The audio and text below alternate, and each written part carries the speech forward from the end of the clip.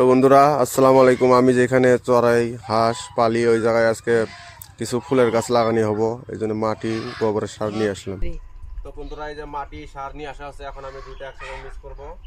আপনারাও যখন গাছ লাগাবেন এরকম সুন্দরভাবে ঘাস বা পাতা পুঁতে প্লাস্টিক থাকলে মাটি তেমন একটা গ্রোথ ভালো হয় না।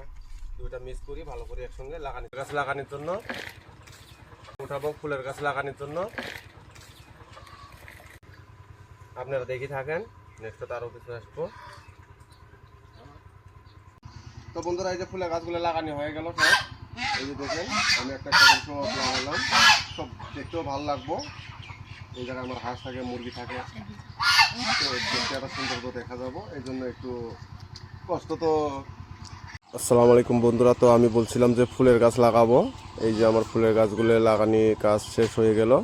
তো বেশ সুন্দর অনেক কয়টা ফুলের গাছ লাগাইলাম।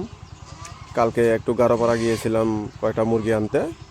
তো মুরগি আনার সঙ্গে সঙ্গে আমার একটা দিদি লাগে গারো মেয়ে, ওই কয়টা ফুলের গাছগুলো এনে লাগাইলাম, যে ভালো দেখা যাবে ওই বললো, এই জন্য লাগাইলাম।